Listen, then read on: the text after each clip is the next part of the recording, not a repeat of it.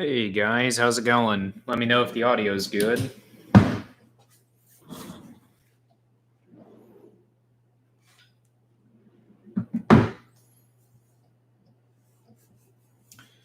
Let me know if the audio is good, and we'll wait a few more minutes here and get into it. Cool. Okay, let me find a flash drive here. I got a drone job I'm working on, finishing up here. I had to do some property, real estate aerial photographs and footage for a real estate listing for Halderman here. Got the job again last Monday. I've been doing quite a bit of stuff for him here off and on. And repair drive. Yes, I've been doing some of that and did that or flew that, I don't know, Friday, I think, or Thursday.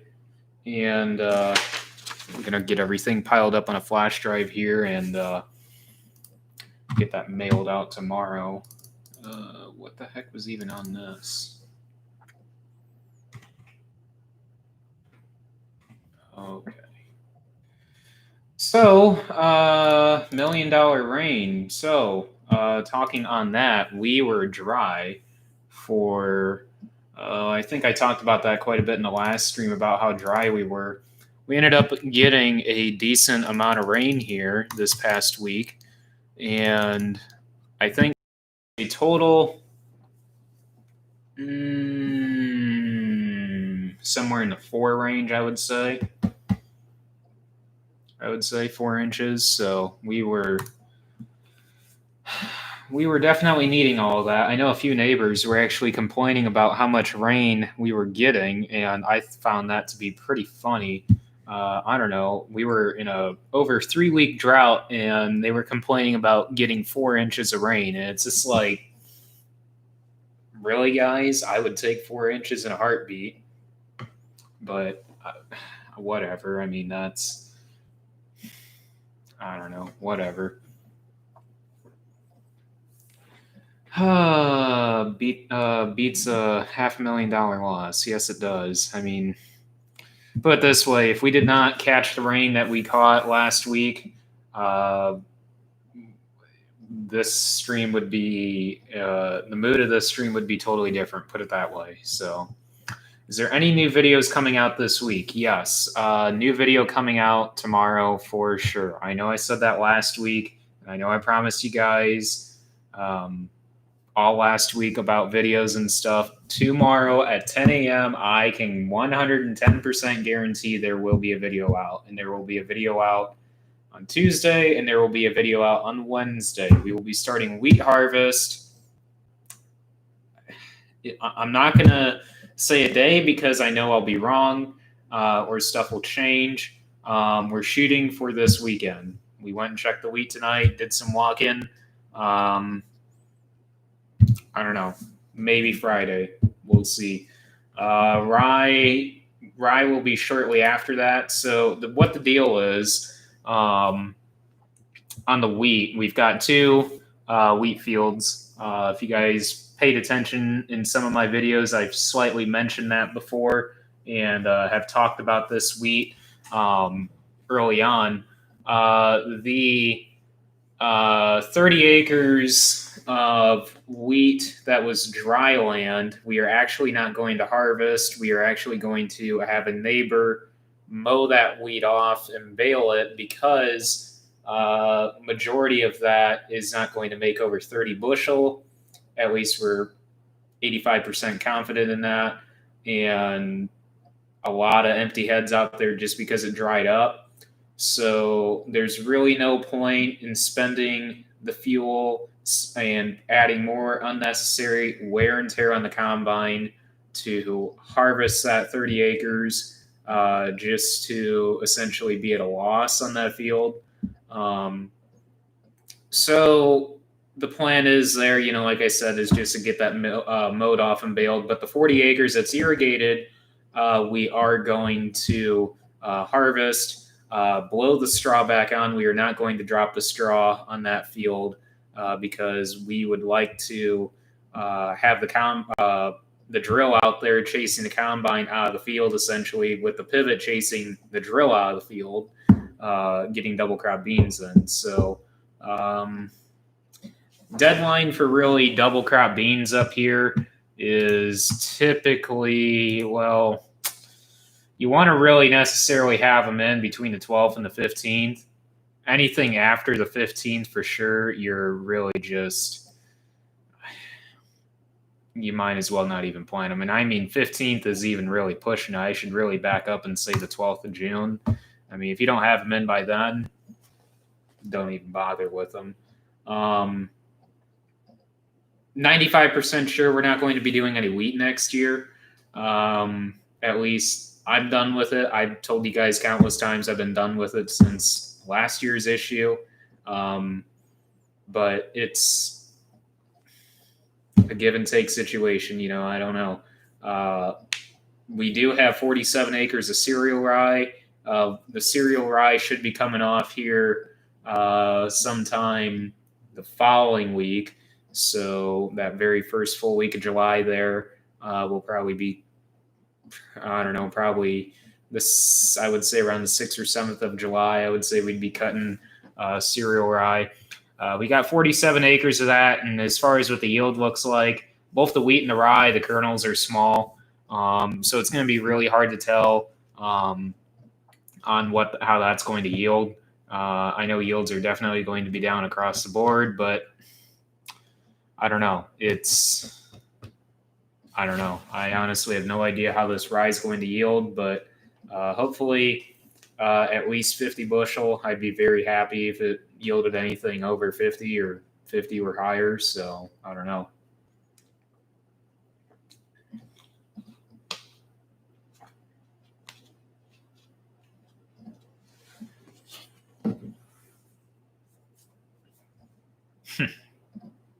$300 bushel corn. Yeah. And $8 a bushel. I mean, I don't know.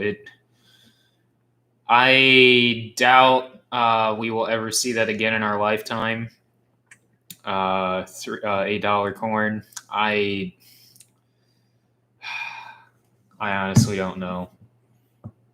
But I personally would not want to see $8 corn ever again because basically it's just like inflation, essentially. It'll inflate all the fertilizer input prices and equipment prices even more than, what they already are crazy enough right now. I mean, it's ridiculous, flat out ridiculous.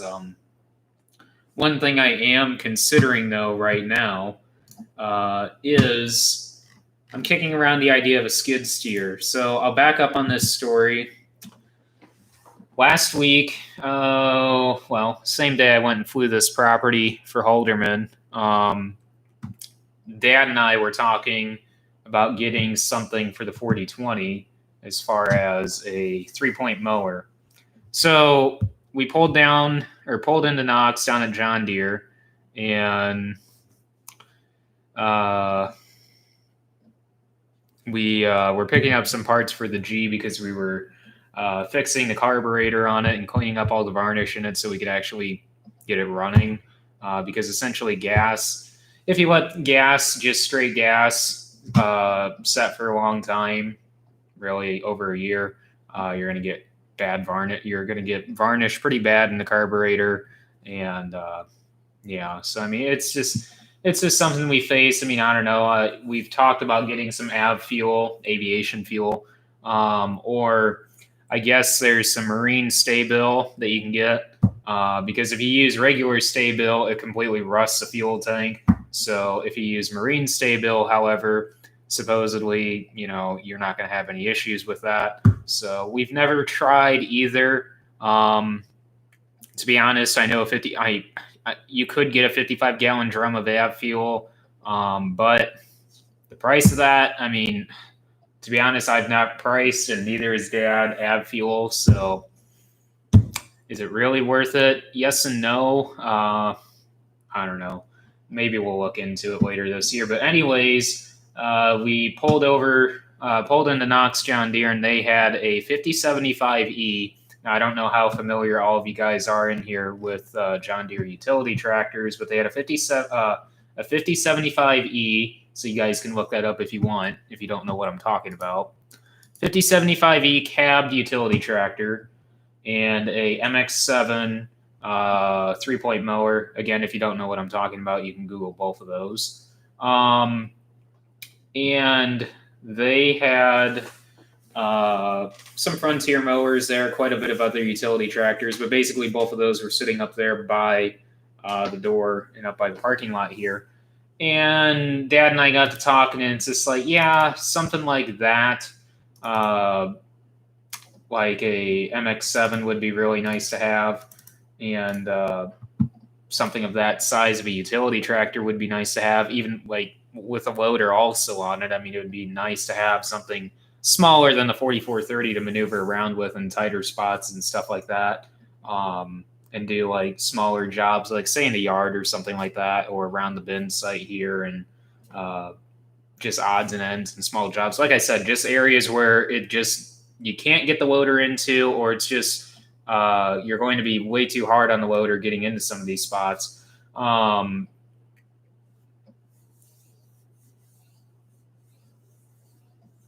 That would be Eric. I'm glad you just messaged me on that or commented me on that. I will get with you on that because I'd definitely be interested on that, Eric. I'll text you this or text you after the stream. I'm going to take a picture of that actually. But yeah, that kind of caught me off guard a little bit because that's actually what I was just going to talk about here.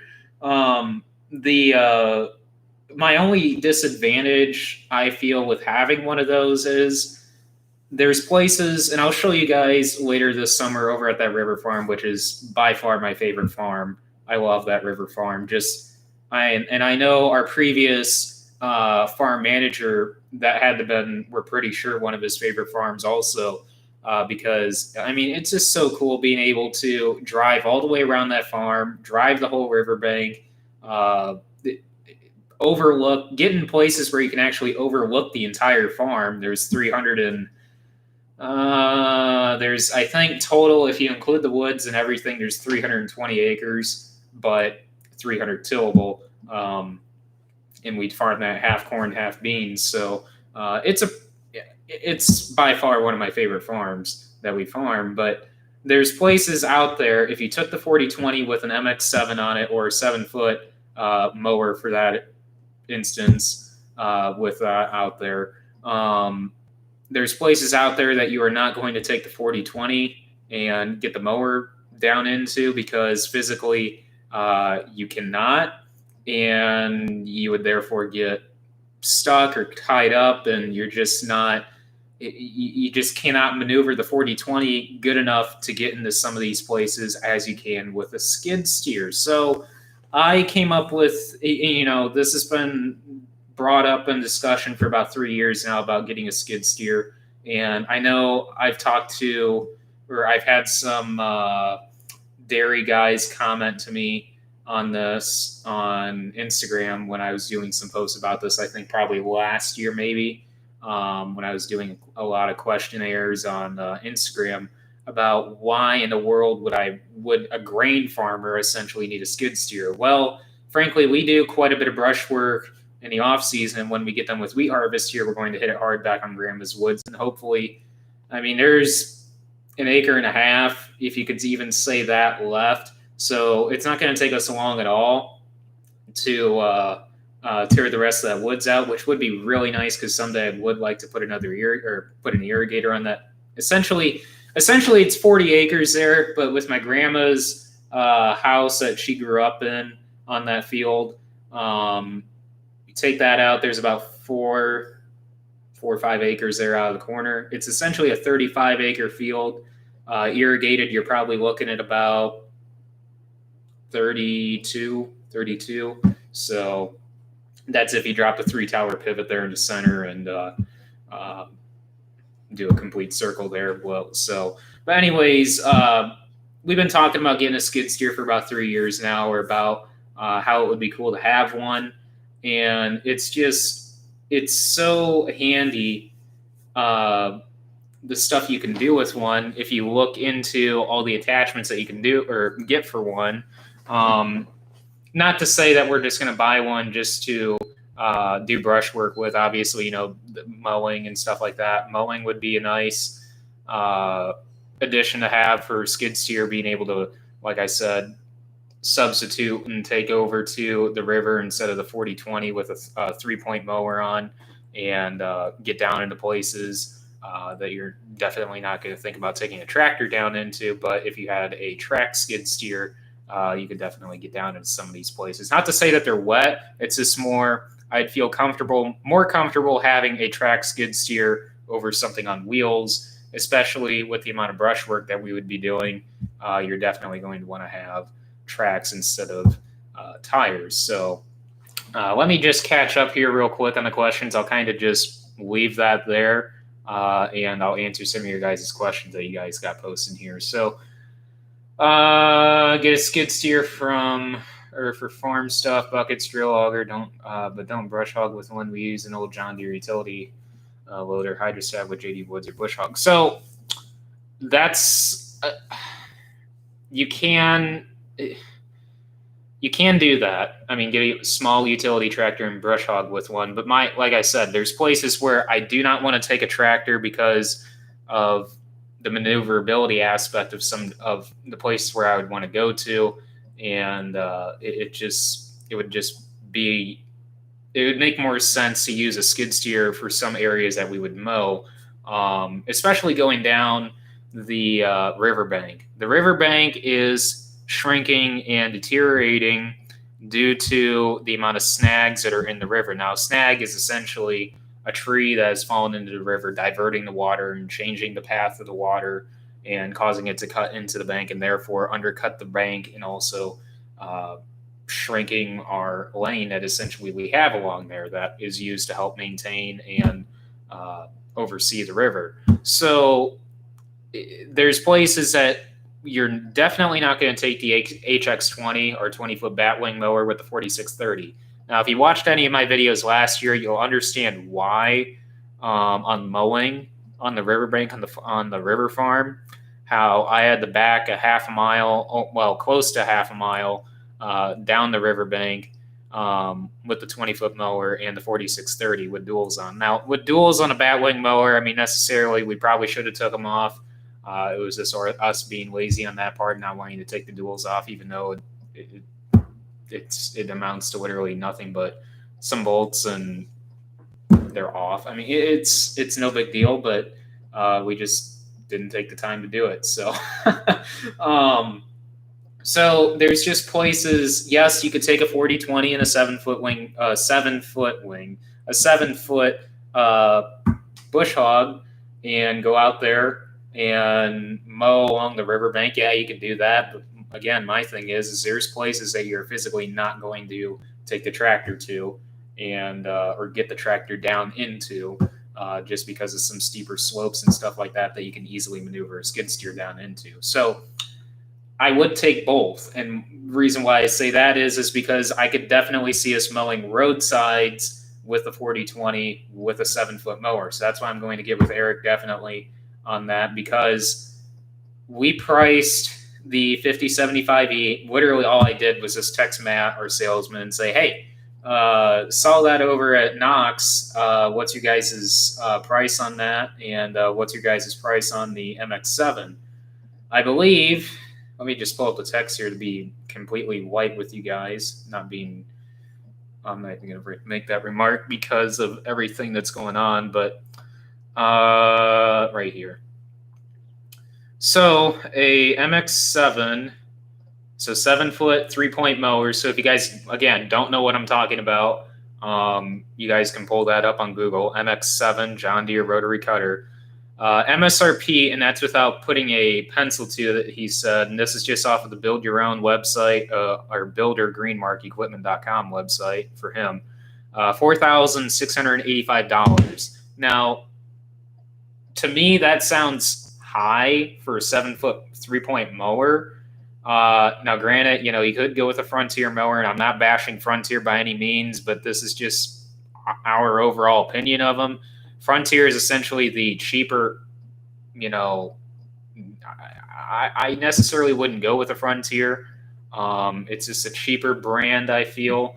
To me, I would rather go with either a name brand like John Deere or Woods or Bush Hog, something I feel that has a little bit more of a better reputation than, in my opinion, than what Frontier is. I mean, maybe, those of you that have actually used Frontier have had a better experience or have had great experiences with them. But to me, it just seems like I would just rather stick with something name brand with a better reputation. So anyways, the 5075E, that's four-wheel drive cab, it's got the I'm not entirely sure what transmission in it. It just says P/R transmission, so I don't know if it's to be honest, I have no idea what transmission are in those utility tractors. But MSRP, you're looking at about $47,315. Now that just blows my mind on a 75 horse utility tractor.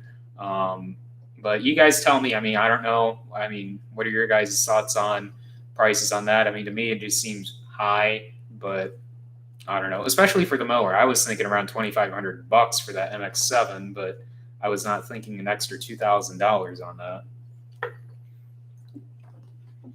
So I'll go ahead and answer a few more of you guys' questions before I continue here. You need a skid steer with all the attachments. Well, Dan, I'm going to get back with you on that demo for sure.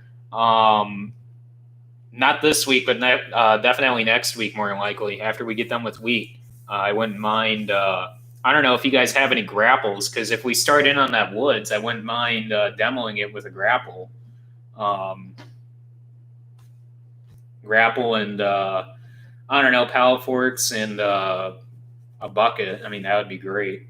So to try out. That's without a loader, Dan. On the 5075E, that's without a loader. So probably with a loader, you're probably talking an extra $8,000. I wouldn't be surprised.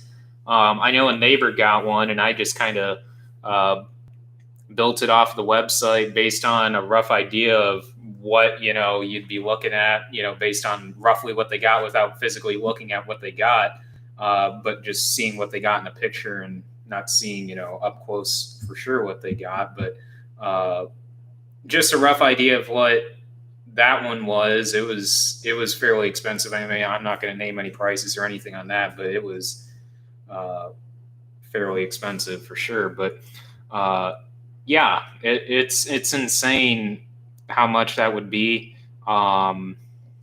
But like Grandpa said, I don't know, we got the 730 and the 4020, and there's nothing wrong with either. And that's exactly what I totally agree with him on that.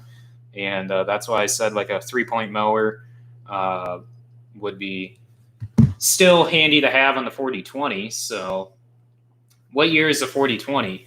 67. I'm surprised none of you guys have like commented from Snapchat that follow me on there about the car. What is your combine? We have a 2012 S690 combine. Yes, that is overkill for us, but if you watch previous streams, I've talked about that. Hey, Clay, what's up? So skid steer is great for everything, even homeowner. Everybody needs one. I agree there.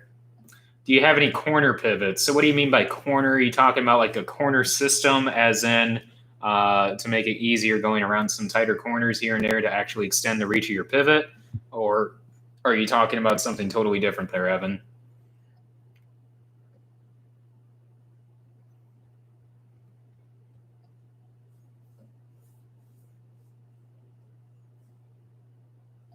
Yeah, I mean, Steven, it just seems like there's endless possibilities here with the skid steer. I mean, it just opens up the doors for a lot of different things that, we've never really thought we could do with one.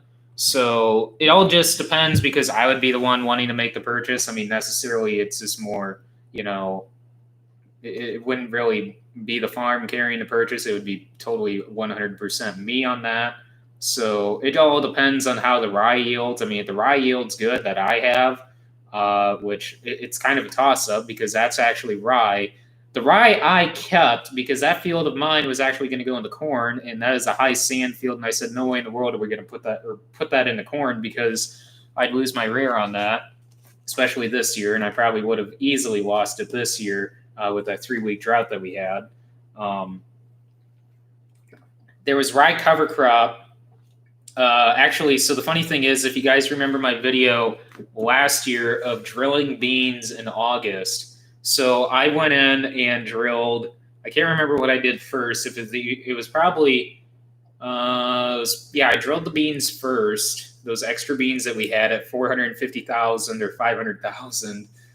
Yes, 450,000 to 500,000 population in drilled beans. Now these are just carryover beans, treated extra carryover beans that we had from over the years of just people returning treated beans that we can't return back. So basically, we just had these carried over and we just used them as cover crop for over, I don't know, I think this was accumulated over like 4 years, I think. So on top of that, I went back in and did, I think what we ended up putting down is, I can't remember the actual population, but it ended up being like 50 pounds of rye per acre out there. And planted rye literally almost in the same row with RTK. It's kind of cool with that. With the drill, you can literally plant down the same row. And we ended up, which I didn't think RTK would be that accurate with a 7.5 inch drill, but lo and behold, it is. So, anyways, we had a good stand of beans there till late October, early November when those froze off, and the rye was actually probably about that tall, I would say, by then. And we were really skeptical on keeping it. And I said, screw it, let's keep it. There was probably about an 75% stand out there when it was all said and done this spring. And we treat our wheat and rye the same. So, we split our nitrogen up on the wheat, and when we do a nitrogen application on the wheat, we do a nitrogen application on the rye. Same with fungicide. We don't do split fungicide. We just do one fungicide application. So when we're putting fungicide down on the wheat, we're doing it on the rye. So mine got treated all the same, obviously. And so far it looks really awesome. Same with the 27 acres, and it looked great up until we had that drought. So it's kind of hard to tell, if it was far enough along by then, because our rye was pretty far along. So I don't know if it was far enough along that the drought wasn't really affecting it as much, but it's hard to tell. I don't know. We didn't really pay attention to the rye because we were more focused on the wheat.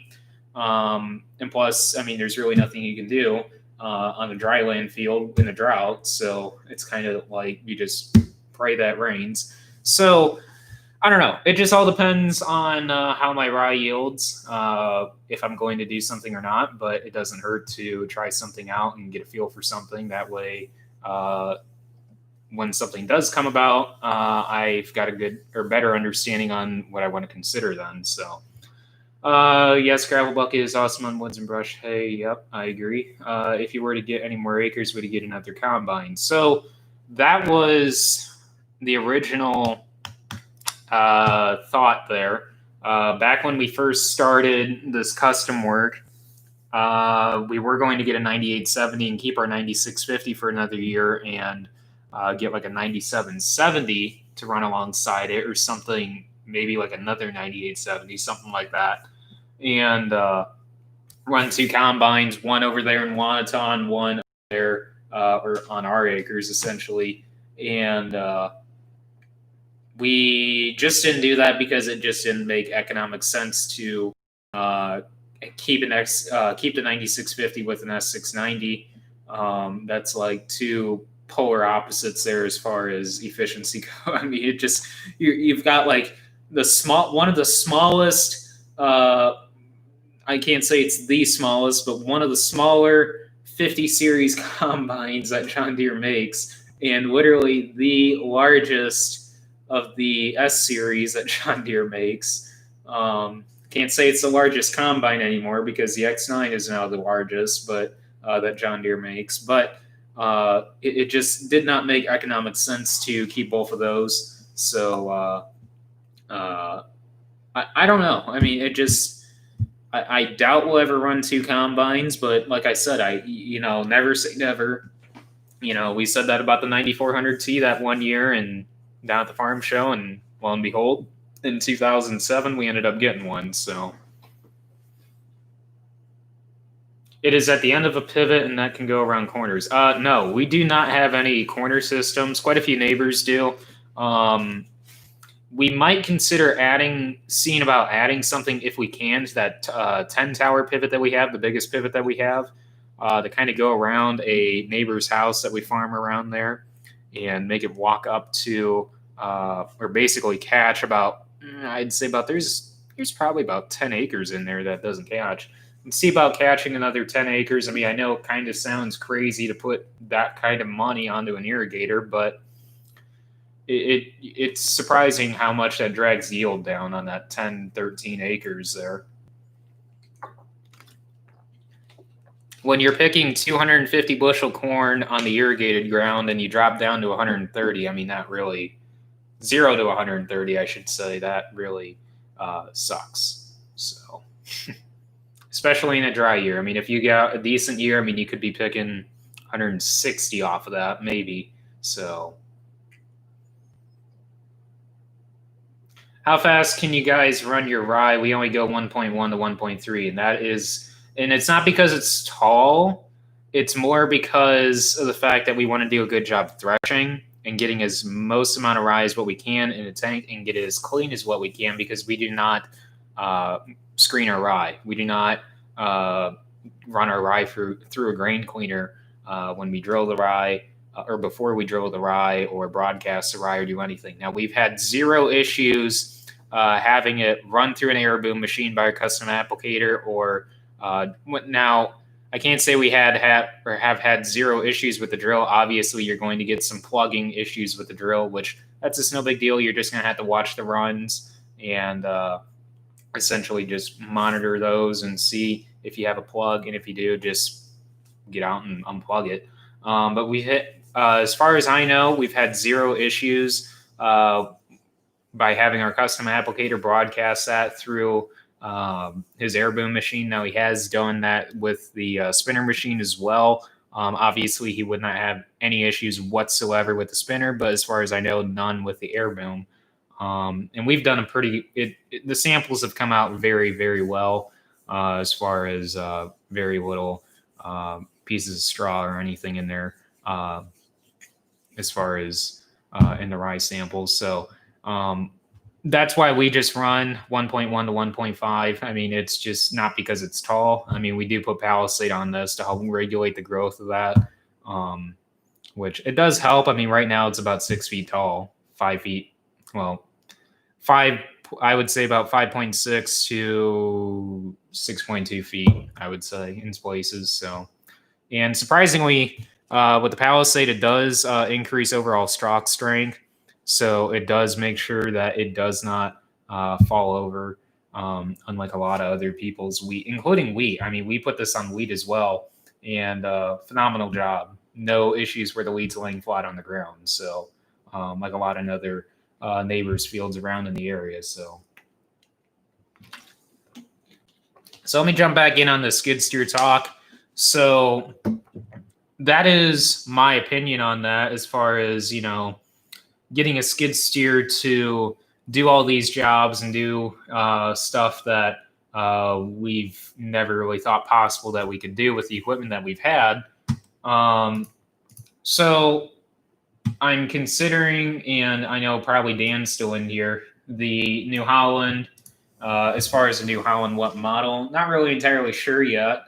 And also a John Deere. I was considering a JCB, and I still kind of am, but the problem is, JCB is just so new as far as like a teleskid, because I was talking with a buddy of mine, Brandon Shannon, on here, and he really likes his Bobcat. He didn't really know if he really liked the Deere. I'm not entirely sure what Deere model he ran, but he said he wasn't really sure if he liked the Deere. He definitely likes his Bobcat, though, and he said if he were ever to get a different skid steer, which I think he said within the next couple of years he's considering doing that, he's considering a JCB teleskid. And I said the only thing I'm concerned about, well, 2 things I'm concerned about is with the JCB teleskid is right there. Dan just hit it. parts and service, and 2, that boom. I'm not totally sold on the one boom design. I love the concept. I love the side entry, but I feel, if we were to get a skid steer, we're going to be trying to do stuff with it that necessarily we shouldn't do.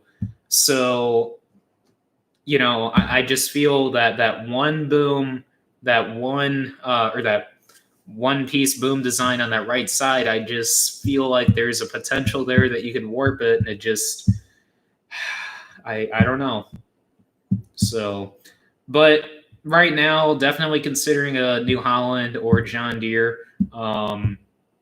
If somebody's in here listening on a Bobcat and wants to have me demo a Bobcat, I'd definitely be interested in it. I did run Brandon's to actually pick up some returns from him because we took some seed down to him. And the Telskid's crazy money, Dan. That's the problem. I mean, it's 80 plus, and it's just like, jeez. So, skid steers are already alone expensive, and it's just like I that's crazy. So, a Gale, I don't know. A Gale, that's interesting. I mean, I've never. It seems to me the Gale market is more up in. I'm not being discriminative by any means, but I'm just saying it seems like I've seen a lot of Gales up in the Napanee Amish country up in there. I've seen some Gales. That'll be something I'll have to consider then, Dan, as a Bobcat. If you got access to a Bobcat as well, I mean, maybe that'll be like a dual demo type deal where you bring out a New Holland. I mean, if you want to do something like that, I mean, this is all up to you. I mean, I don't know if you want to bring out a New Holland and then turn around and bring back a Bobcat later when you come to pick up the New Holland. But yeah, so I mean, that'd be interesting to try out a Bobcat. I mean, I did run Brandon's when we picked up some seed returns for him because he wasn't around. He was doing some work and excavating work, and he was like, just hop into my Bobcat. And I'm like, this is the first time I've ever run a skid steer. This will be interesting. Keyless entry, or not keyless entry, keyless start. And I didn't quite know how to run that till I tinkered around with it for about 10 minutes and finally figured out how to start it. And that's pretty cool. I like that idea, keyless start. But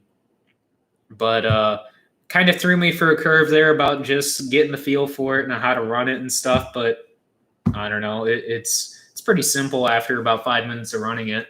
So I don't know. It'll be interesting. I mean, if I had the opportunity to try one, I mean, I wouldn't mind trying a Bobcat in there as well. Now, I don't know if I'm going to get the option to try out a John Deere.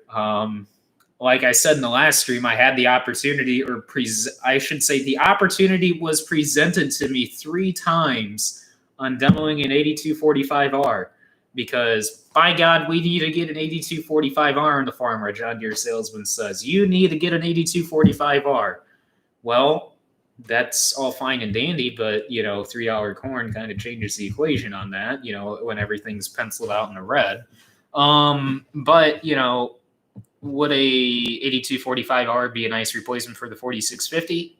To an extent, yes. It would be like a horsepower per horsepower replacement almost, with the 8245R being slightly higher. But, when the salesman says, yeah, I'll bring that out and let you demo it 3 different times throughout the year, and says, yeah, you can demo it on the drill. Yeah, it'd be cool. You could demo it on the drill again. That'd be cool. And then you can, I don't know, we'll bring it out to you on the 28 applicator that you bought from us. Yeah, it'd be cool. When that never happens. So I don't know. I mean, kind of discouraging there, because I thought that would be actually pretty cool to try out an 8245R, but whatever. I mean, we're actually going to be going up to Saugatuck here to go check out our fertilizer distributor up there, more than likely later this summer. So there's a Green Mark store literally 10 minutes down the road from there, and I wouldn't mind swinging down there swinging over there and looking at that 333G that they have there. just to kind of take a look at that. Maybe I can see if I know Plymouth has a skid steer there. I know it's on tires, but at least it would give me an idea on how a Deere runs. I know you wouldn't necessarily be comparing apples to apples there on a New Holland track skid steer versus a John Deere tired skid steer. But my thing is at least I'd get the idea of how a John Deere operates, because that's really my only concern there is operating differences and basically the whole cab interface and stuff like that, because that, a skid steer is a skid steer. I mean, it's roughly the same as far as, mechanical components and stuff like that. I mean, yeah, I know there's some differences between brands and stuff like that you'll get, but it just seems, I don't know. So let's kind of jump on these comments here. So how's the crops been? For the most part, I mean, I would say we're on track for some pretty decent yields. As far as, like measurable loss due to the drought, I mean, I I have no idea. I mean, that was between I can't really say it's between this and this, because it was between emerging corn and I would say V10 corn. There were some places that was already at V10 corn. So, I mean, measurable yield loss, I mean, that's very, very hard to tell at this point. Not until that ear essentially gets developed enough that you can actually pull in the ear, essentially around that just before the VT stage, essentially in that V10 beyond, when you can actually peel open that plant, find a ear, that microscopic ear, and essentially count kernels, then you can start quantifying a yield loss there. But it's hard to tell at that point. So I don't know. Are you done with Y dropping? So been done with Y dropping for quite some time. Actually, last week I had some more custom work, and that was more of a rescue treatment essentially on some corn. And it'll be interesting to see how that turns out, because actually it worked out good. We did not know it was going to rain that day. Put down stabilizer just because we thought, or at least he was concerned enough that he wanted to run stabilizer, which was fine. We had extra, and ran stabilizer on that, and I don't know, lo and behold, that afternoon it rained, so worked out pretty good. So we got a couple tenths rain that night, or that evening, so that worked out good. Kubota. Never really considered a Kubota, but our Kubota dealer, I would say, I'm not going to name any names just because. Our Kubota dealer, if we were to consider a Kubota dealer, just from dealing with them on still parts for the chainsaws and weed whackers and stuff, I mean, they're high price to begin with on that, and I doubt I could get a demo from them on. I mean, I can't say I totally 100% doubt I can get one. I mean, I imagine I could probably get a demo from them, but I'm imagining that they're going to be pretty high priced on a skid steer compared to a New Holland or a John Deere or Bobcat, for instance. So, I mean, I haven't priced one, but just knowing our dealer over there, I mean, I just feel they're going to be pretty high. So,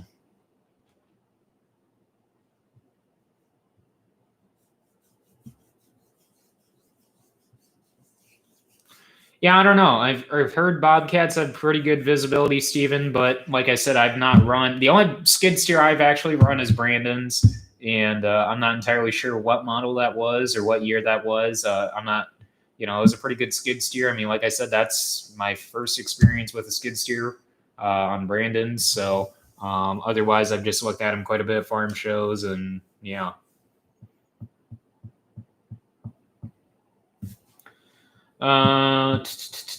So how much rain, Carson? I would say over the course since the drought, I would say over 4 inches that we've had. So, and that's been good.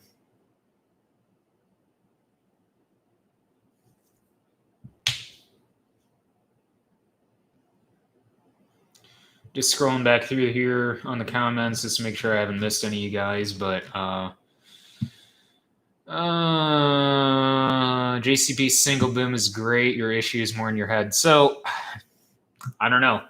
I mean, I'm just concerned. I mean, I like the idea of the single boom. I like the idea of the single entry, but like I said, I mean, the price. That's the main thing. I mean, I'm not shelling out $80,000 on a skid steer. That's for sure. I'm not doing that. Put it that way. I mean, I'm not investing that amount of caliber of money into it. And I mean, maybe like 65. Yeah, I'd consider 65. But anything over that, I mean, anything over 65,000, I mean, that's just insane in my opinion. Because I mean, I understand, a wheeled skid steer around the $30,000 mark. I mean, that makes sense. I mean, a track skid steer, being up in the $50,000 to $70,000 range, that makes sense. But a new one for anywhere between 80 and 100,000, no, I mean that's just insane. Komatsu or Case? I've not really thought about a Case. That's interesting though. I wouldn't be surprised if I could talk to I can't really say it's our salesman, but I know we would essentially be in his territory. Eric's territory for Bain Welker. I'm getting a skid steer demo there. Maybe. I mean, I don't know. I'll have to look into that. Honestly, I've never really thought about a Case. Komatsu, I wouldn't even know where to start on a Komatsu. Wouldn't even know where our closest dealer would be for a Komatsu. Never considered a Komatsu, really. Takeuchi, I believe, if I'm pronouncing that right. I think there's a dealer over in Lowell. I think. I'm not sure on that, but never really considered a Takeuchi either. I considered one on demo, or not demo, rent, to rent one, but never really considered one.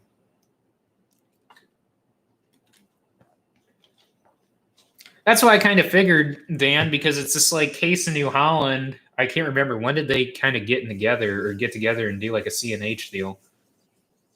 Just we pointing out of this. Yeah. Why is Poynton going to give me a better deal if I go to him and say, hey, I want a demo on a Case?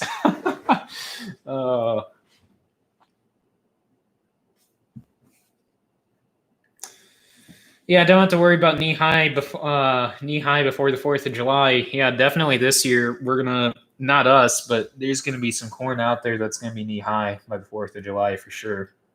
We should have some stuff tossling here within 2 weeks, I would think. Just at the rate stuff's growing, especially with all the seed that we have. Yeah.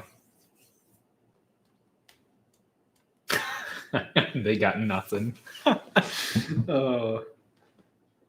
Yeah, I don't know. Considering options, though, I mean, like I said, I mean, it all boils down to parts and service and reliability and, operator feel, essentially. Because, I mean, like I said, base, components of a skid steer, I mean, it's essentially roughly the same on all of them, just there's different concepts, different tweaks here and there, different cab interfaces, obviously. So it's just operator preference, essentially. So we'll see. So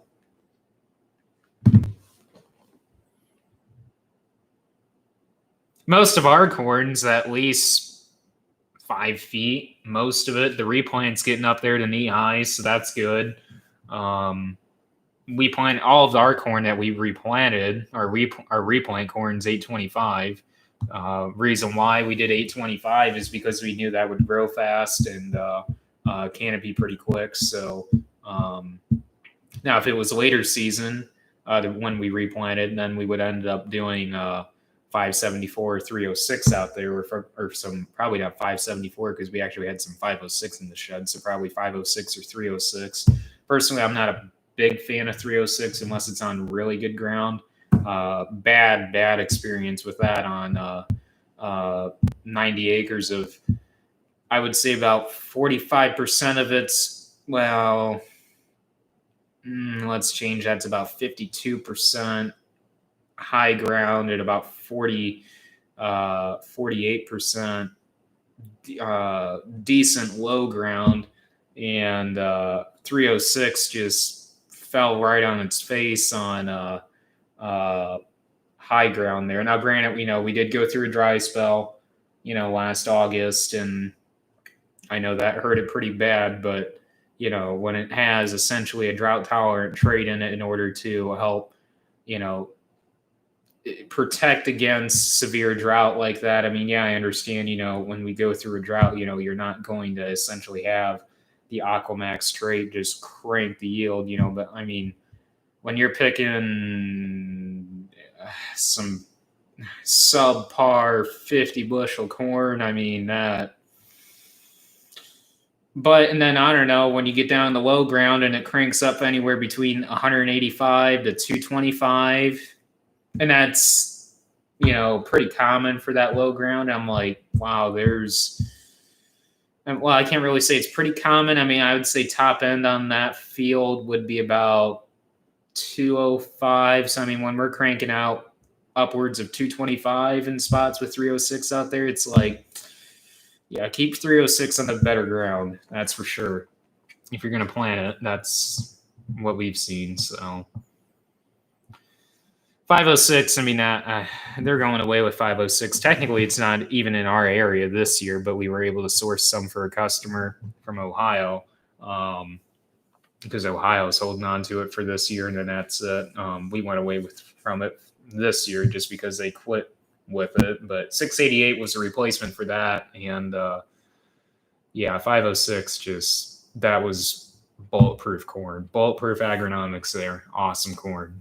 But 688 and 720, holy cow, 720 is just looking phenomenal this year. Absolutely beautiful corn, absolutely beautiful. I wish we had a boatload more of it, but we've got quite a bit of 1077 out. 1077 is not really a showy corn, but it's like 1197. 1197 is not really showy, but it will crank the yield. So if 1077 is the same way, and they're saying it's essentially the same way, well, technically it is, because it's the same. It's 1197 is its parent. So they say it'll crank the yield, and it's got some drought tolerance in it. So I don't know. We'll see. 1197, obviously, that's looking like it always does. It looks good. 1213, that's a new number. Nobody can buy that essentially yet, at least in our area. 993. We tried some we had, I believe it was 933. I believe it was up against. We did a split field. What was that over on Shins? We did a split field the one year, and our product agronomist one time, she was telling us, put this number out there because it will crank the yield. And it was a distinct line on the map. I want to say it was 933. I think that was the number. Distinct line. That number that she was really hoping or saying that would crank the yield fell flat on its face, and it was a 10 bushel yield difference out there. To be honest, I can't remember the actual average yields, but because that was like 6 years ago, I believe. So, but yeah, the 1213, that's actually a number that isn't being sold yet. This is actually just PKP seed that we got. Yeah, and there's a whole long story about how we got 40 acres or 80 acres worth of PKP seed. But we've got 80 acres of it over in Stark County, and that 1213, I mean, granted, that field's after wheat, so corn's going to, is well known to be looking good after wheat anyways. That corn over there, I mean, wow. That should make the boys over in Stark County talk that farm around us and, bash a no-till, put it that way. That no-till corn over there, holy cow, looks awesome. So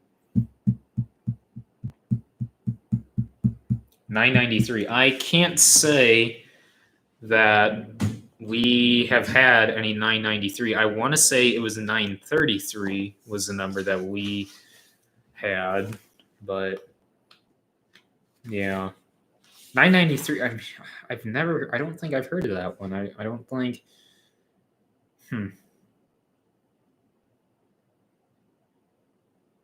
Yeah, that must have been a while back. I don't know.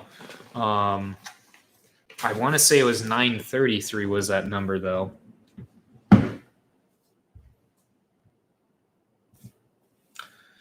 So yeah, but yeah, that's a skid steer talk essentially. But like I said, I'm not ruling out getting a 7 foot mower. That's for sure. I'm gonna get with Eric for sure on that because that is something that like Dad said, he's like, I wouldn't mind having one. Find like a used one for like $2,500 or $1,800 somewhere in there, and yeah. So what else you guys want to talk about? I'm not going to run the stream long, maybe till like 9:30 because I got to edit that video for you guys. So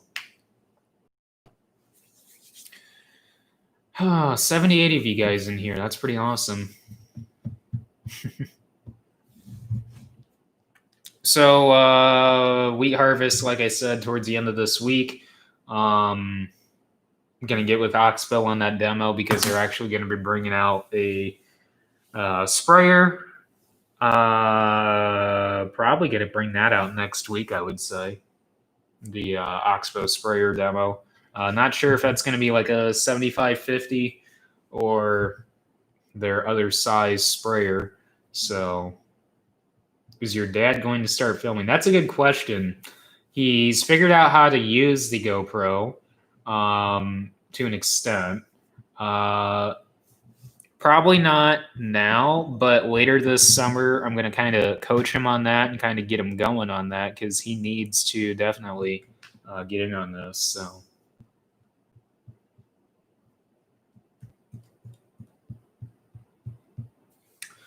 Yeah, so wheat harvest towards the end of this week, hopefully. Oxbow sprayer demo, probably next week. Just going to play around on that on some of the wheat stubble, just because, one, we've never had a self-propelled sprayer, and plus it would just be easier if we messed around with it on ground that we didn't have any crop out on. So that way, maybe we'll just spray some Roundup with it or something just to kind of play with it there and get a feel for a high clearance sprayer. So, yeah, and then skid steer demo shortly to follow that. That'll be pretty cool with Dan. Get a feel for what in the world? Oh, that's pretty cool. Get a feel for a New Holland and maybe a Bobcat if that's a possibility as well. I'm not really too concerned on the Bobcat, but hey, I mean, if the opportunity's there, I mean, why not try it? So, and maybe a deer. I don't know. I'm going to talk to our deer salesman. I think he's coming out sometime this week to kind of follow me up on how the applicator went.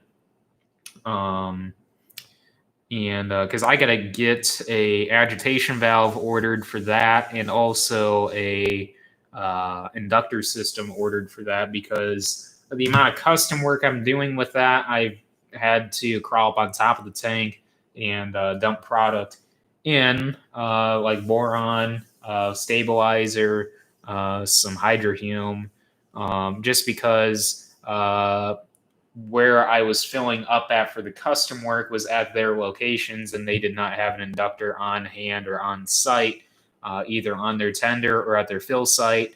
And so we were having to dump product on through the top of the tank there on the applicator, which isn't totally a big deal, but I would rather have the inductor kit for it. So going to get a price for the inductor kit and get a price for the agitation valve and get both of those ordered and get that on there.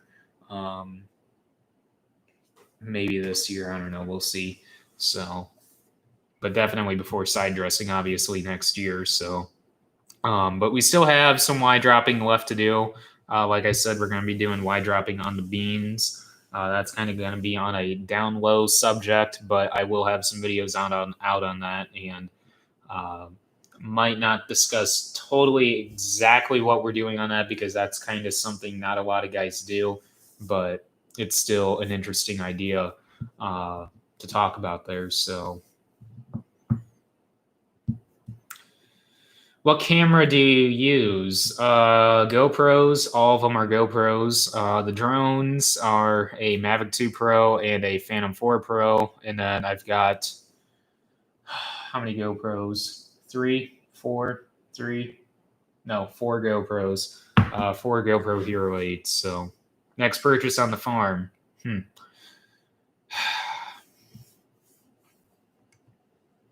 Like I said, all depends, but skid steer maybe. So I don't know. 30-inch. No way in the world could we do 7.5-inch wide drop. No. No. 7.5-inch wide dropping would not work. I honestly wouldn't have any idea how you would go about doing that because it would. 30-inch row beans though, yeah. Definitely the irrigated field. I'm not sure on the dry land. We haven't really decided on that. We're gonna pull tissue test tomorrow. So we're gonna throw the beans on the tissue test list and basically see what they're calling for and kind of get an idea because we feel we should be wide dropping them here pretty soon. I don't know. I feel like we need to be putting potash out there besides the thiazole. Yeah, maybe some micronutrients, maybe like boron and some others. So we'll see. I want to talk to our fertilizer guy on this and also talk to our agronomy consultants that we work with and see what kind of programs we should be doing on these because I just feel the thiazole isn't going to cut it for 85 bushel beans. And I feel we need to be doing more than just a one shot of wide dropping or whatever, that we're just going to put out there. So.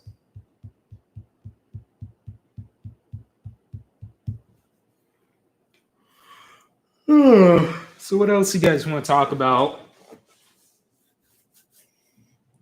What do you think is going to happen with dicamba after this year gone? Dicamba beans will still be available, but I'm pretty sure and I'm pretty confident that the dicamba herbicides is going to completely go away, which is really going to suck because it's a good program, but it's been used and abused, put it that way. So, but going back to that next purchase, I mean, I don't know. We're considering getting rid of our tanker, either scrapping it or selling it. We haven't quite totally decided there. But with the van trailer, which I talked about in one of my videos about it essentially being pretty much done for after this year, our spray tender, we need to essentially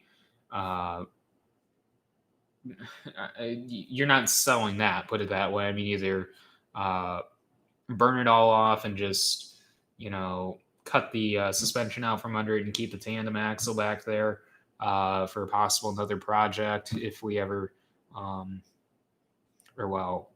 that would be a project I talked about from a previous stream of the dry fertilizer tender setup, but also either cutting that suspension off and I don't know, either destroying it with the excavator and I don't know, digging a hole and burying it, or burning all the wood out from it and scrapping the aluminum out of it. I don't know. I mean, it just we got to get rid of it either way. So basically both of those are going to go away, and so essentially another van trailer would be in order then for a spray tender build. I don't know. I would like to consider getting a sprayer, so that's kind of why the Oxbow demo is coming out.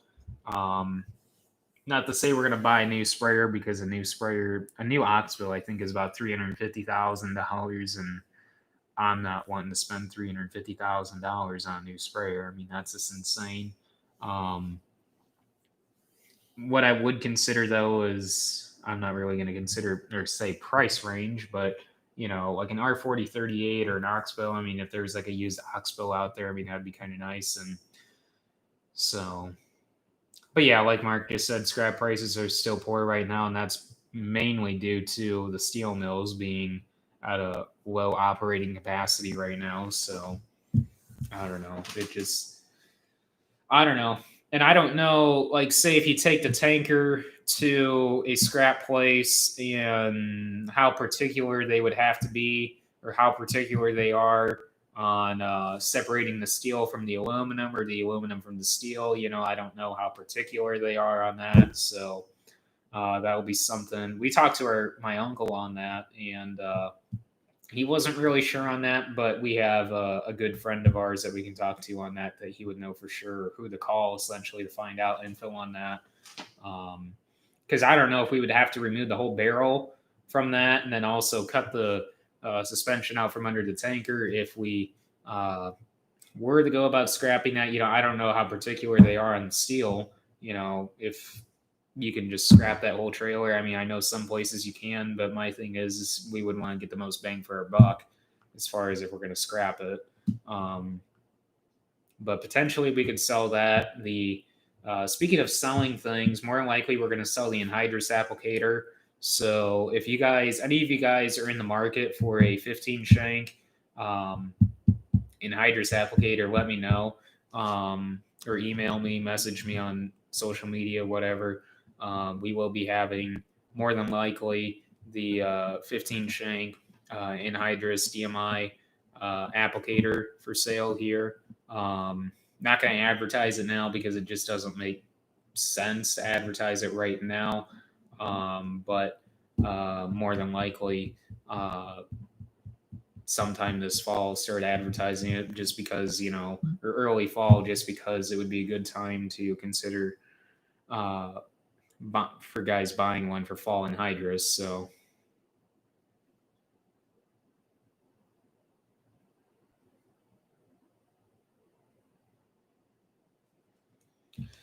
what growth stage are your beans going to? Are the beans are you going to wine drop? To be honest, I haven't been out and walked the 30 intro beans. I would say they're probably about about that tall. I would say about not quite. They're definitely not knee high. I would say about high shin high. So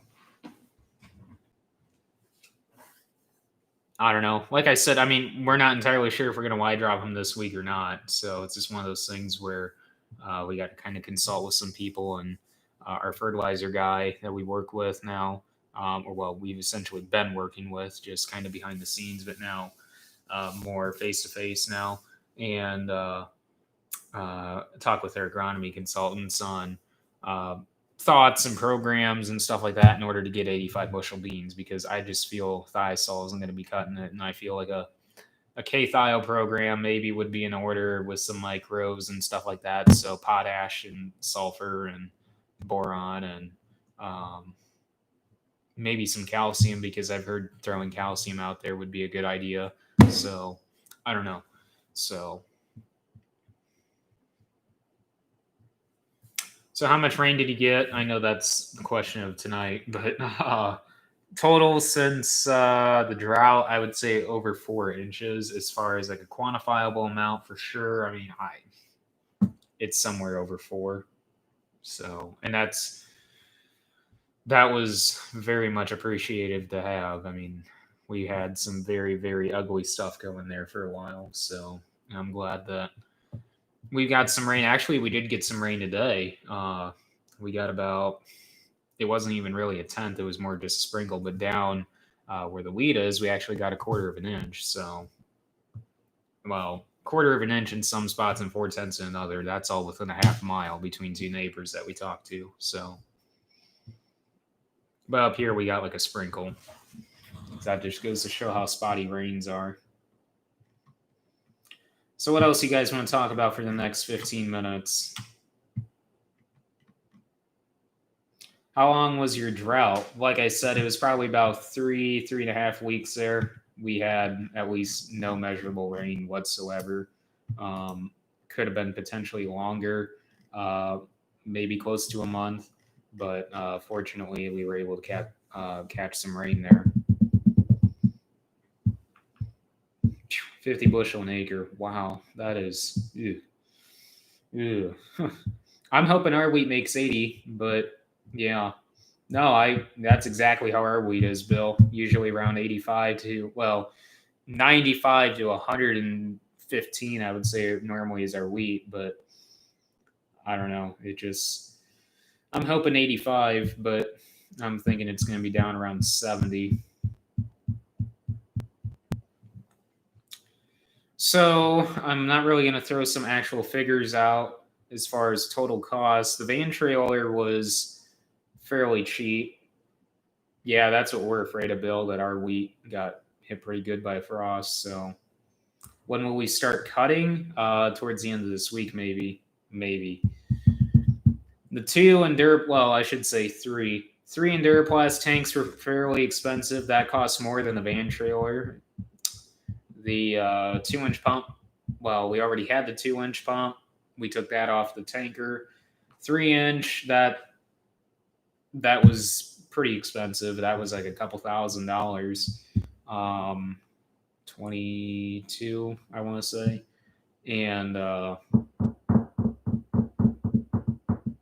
the plumbing wasn't too bad. Fittings was the killer on it.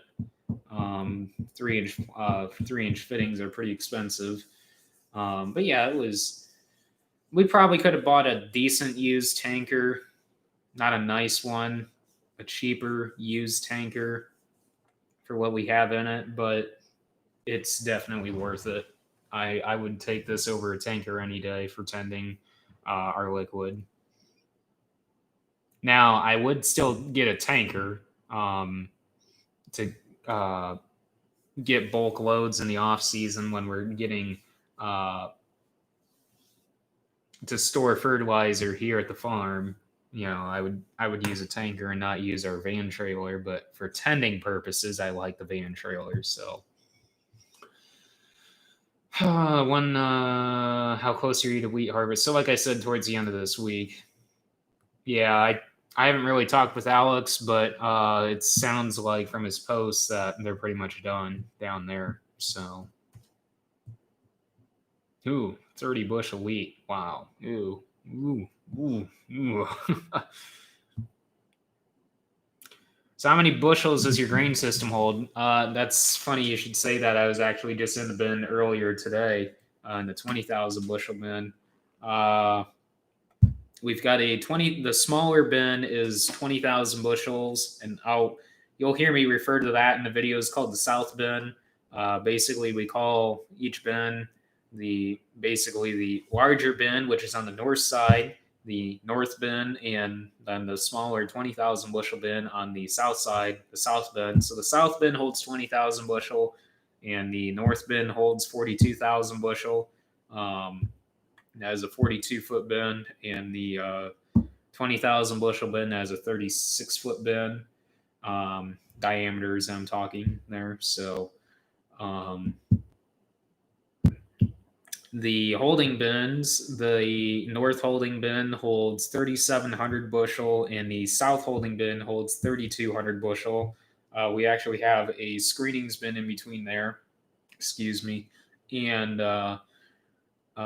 we have a screen system on the backside of the dryers as a dryer. So after essentially between the dryer and the leg, as the dryer is unloading corn there, we have a screen system where it screens out. Most of the screenings does a pretty good job of screening out a lot of the screenings and vacuums it up into that bin up there. Should have built it bigger, but you know, we can always change that someday. So our dryer, that's a 400 bushel dryer. I wish it was bigger. I wish it was a different dryer. I wish we had a Nico dryer. I really like the idea of the Nico dryer, but you know, eventually I would like to put up a 60-foot bin out there and dedicate the 20,000 bushel bin into a bean bin, because we actually do not do any bean storage. All of our storage is devoted to corn. Both those holding bins act as wet bins. So we'll fill the south bin. Typically, we fill the south bin first. And that's on an automatic switch there. So when that bin gets down to a certain range, basically down to the sensor flow, that fill sensor, it automatically switches over to the north bin, goes through all that corn. Now, we do not have it set up where it will switch automatically over to the south bin. That's why we typically fill the south bin first, because that's where the switch relay is there.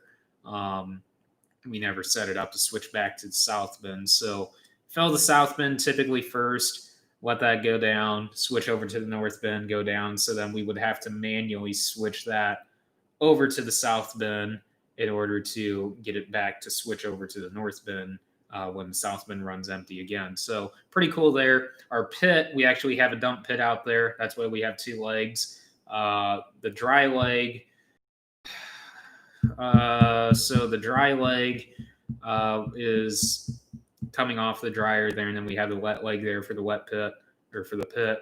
And the pit holds roughly 900 to 1,000 bushel. So we have basically on that pit, it's a same kind of setup there. So when the pit, essentially when we pull, basically it's an autonomous setup. It's actually pretty cool how Dad and Grandpa built this back in the day, back in the late 90s. We pull up when we have everything set to auto, dump, and as soon as we get corn above that sensor down there in the bottom of the pit, it automatically turns the leg on, and then there's about a 15-second delay there. The pit auger turns on, and that'll go up in either one of the holding bins. And like I just told you how the holding bins work, and then basically it's all automatic from there once you get the dryer fired. Then so pretty cool. That it's a state of the art setup to this day. Not a lot of guys have a setup like that, and it's a pretty cool setup. I just wish we had more capacity, essentially a larger. I really would like to take that 3,200 bushel bin down and put up a 10,000 or the biggest holding bin that we can put up there. I don't know if we can I doubt we can put a 10,000 bushel bin up there with the structure that we have there, because that was actually a homemade structure that both those bins sit on. So we'd have to essentially get an engineer out to take a look and see what the load ratings would be on those structures to determine, okay, what's the largest bushel bin that we can put up there for a holding bin. Because essentially our biggest limiting factor in corn is our wet bushel storage. Now I know a lot of guys have gone to putting a flat storage bin on the ground and actually devoting a 20,000, 30,000 bushel bin to a wet bin. Personally, I do not want to do that. Personally, I would rather have a setup like what we've got going, and eventually, if we could put up a 7,500 bushel bin, if not even a 10,000 bushel bin, that'd be awesome. Up there to swap out that 3,200, because that 3,200 kind of to the point where it just definitely need to be replaced. So they told us to get an engineer out and take a look at that. And basically what we do with that 3,200 bushel bin is devote it into rye storage and use that. And then eventually I would like to take the 3,700 down. I mean, that 3,700, there's nothing wrong with it at all.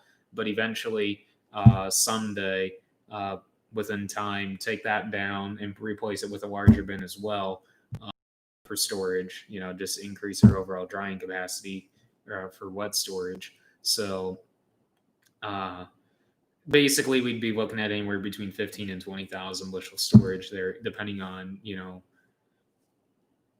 what, size bin we can put up there until, even whenever we take down the 3,700. So, but I don't plan on taking down the 3,700 for a long time, just because there's nothing wrong with it. So like I said, a 60-foot bin would be nice someday. Larger dryer, definitely. A larger wet bin, or replacing one of the holding bins, because those holding bins are dual purpose. We'll use those to load out of. So yeah, someday. Actually, we were going to replace the holding bin this year, but that project's kind of on hold with the current grain prices right now. So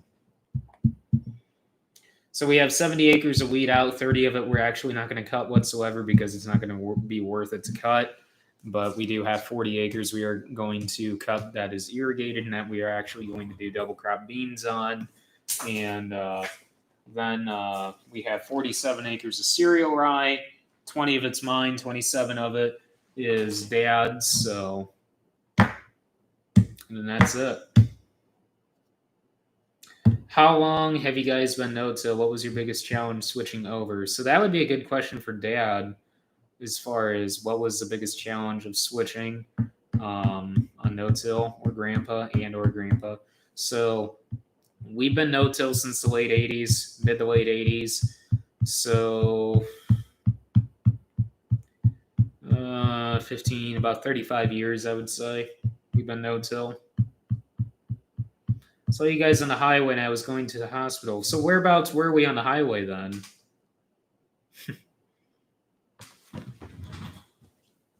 Because we actually haven't had a semi out in the highway for,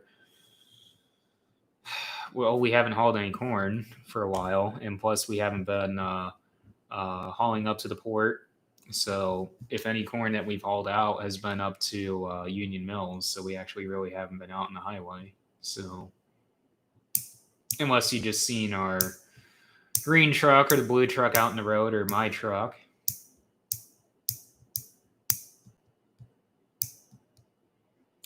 So what else you guys want to talk about here for the next few minutes before we go ahead and end the stream here?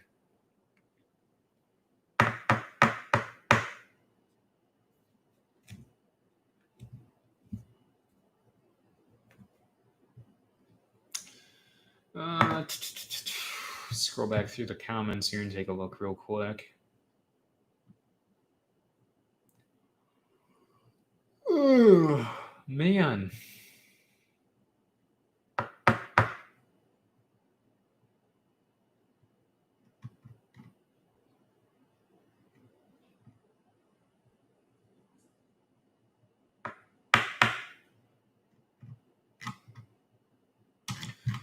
Yeah, so I'm going to have to get with Eric on that mower. That's actually pretty cool that he has one for sale, so, or would be willing to sell me one. And based on the cell number, he's not too far away, being it's a 219 number, so that's cool.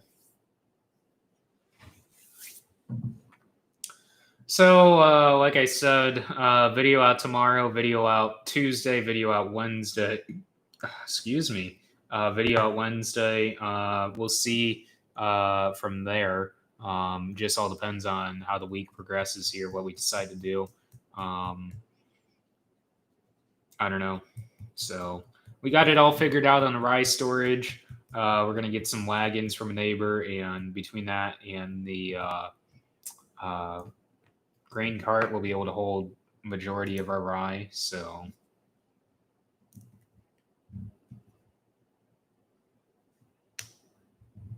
I'm still trying to figure out where we were on the highway that you would have seen us.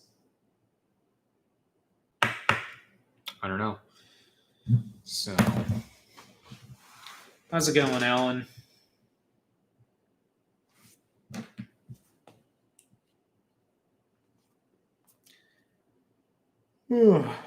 Man, I don't know. I don't know why I'm so tired right now.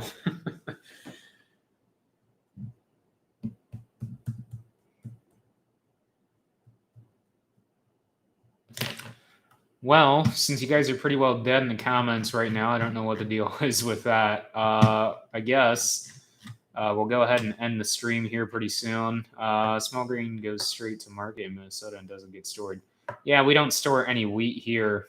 We're talking about possibly drying our wheat again just to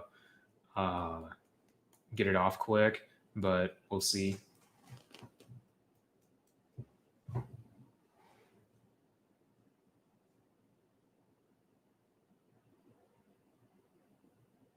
Eric, I'm not quite sure what you're asking or what your comment actually is there. What's the number one place that you haul your grain to? A lot of our grain now goes to Union Mills just because they have a pretty good bid there at Co-Alliance. A lot of our grain also goes to Burns Harbor up there at the port of Indiana. Up there, the Cargill. We used to haul quite a bit to Hammond. Hammond seems to have a good quick bid there. That food processor for Cargill. Late August, early September, mid-September. But it's such a pain to get up there, and plus you got to pay tolls to get up there. And we've hauled a little bit over the Hamlet just because they had a decent bid over there. We've hauled some to La Paz, but that's just I don't know. We haven't really been hauling over to La Paz. We've taken a couple loads over the Claypool. I would. That's why I kind of wouldn't mind having bean storage and haul our beans over to Claypool, because Claypool pays a premium for soybeans because they're a soybean processor. So I don't know. It just would be kind of nice to be able to do that. But I just really don't want to haul beans all the way over to Claypool in season. One, because they were swamped in the fall, and two, turnaround for a truck time for filling from the field just would kill us there. So because they're over an hour away. So what stage is our corn? Most of our corn is well, most of our corn is around the V8 stage at least. So yeah, Eric, I'm not really sure what you were asking there, but or what your comment actually was there. I think Jacardo, or I think that's or Jackaroo, or I don't know what some of your guys' names are on here, but I don't know if he's still on here. That's why he probably hasn't replied to my comment on the seeing us on the highway, because I'm not really sure where he was seeing us on the highway. But anyways, like I said, video Monday, Tuesday, Wednesday, and probably Thursday and Friday.